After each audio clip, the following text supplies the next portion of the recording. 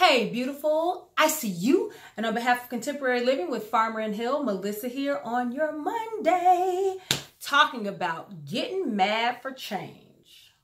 Yep.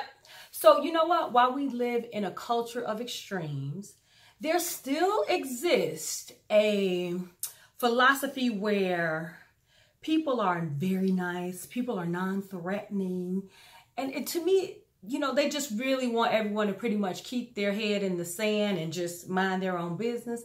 But I got a problem with that. I got a problem with everyone being so tolerant of everything, because what that does is it really erodes our values and it erodes our standards. And, you know, there is a quote that says, you know, if a man stands for nothing, he will fall for anything.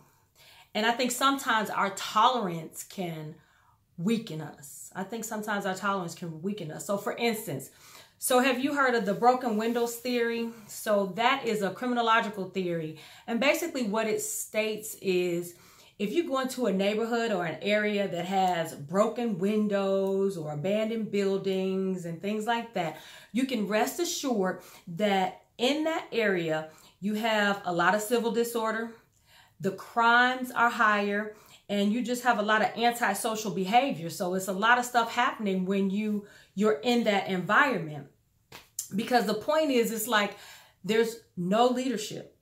There's no one mad enough to do anything about it. Not the people that live in the neighborhood, not the alderman, not the mayor, not the police. No one cares enough to do anything about it. So this is what they do. So if you have a high crime area and civil disobedience and things like that going on in some of these communities, they say, well, that's a bad neighborhood, or, you know, stay out of that area after dark, or whatever the case is. And then everyone just accepts it. Oh, that's a bad area. That's a bad neighborhood.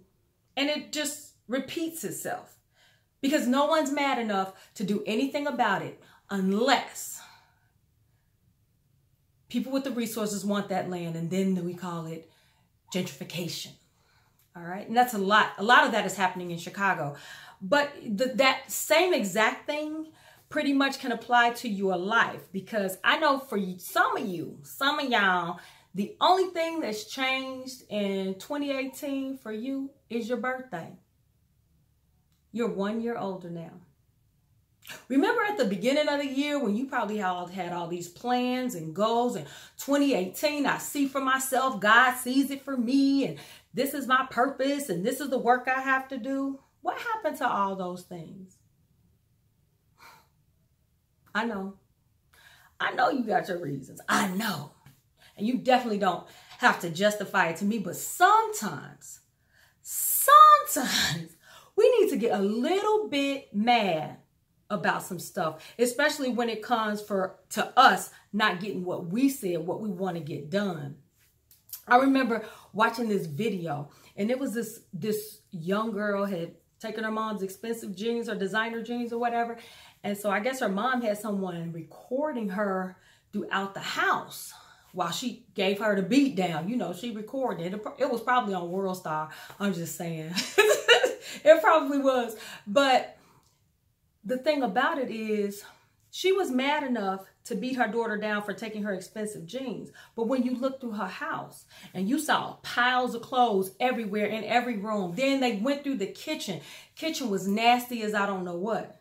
Stacks of dishes, and that didn't just come from one day. That's kind of like the broken windows theory. You leave one pile there, you tolerate that, and another pile. Same thing with the dishes.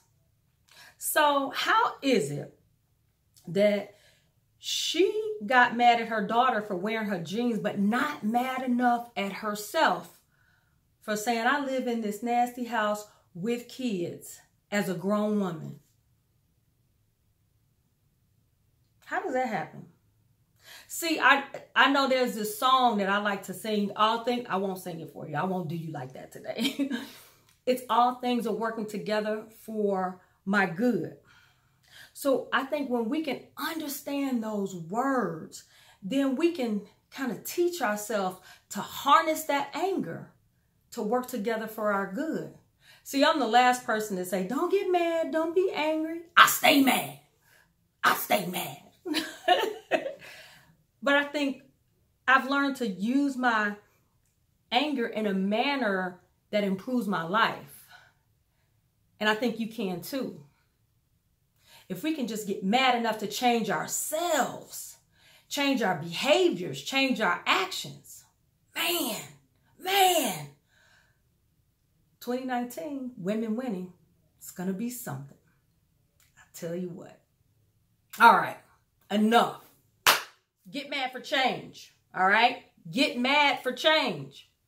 And on behalf of Contemporary Living with Farmer and Hill, Andre and I thank you, and please subscribe to our YouTube channel so you can see more videos. As always, be brilliant, be you, be blessed. Bye-bye.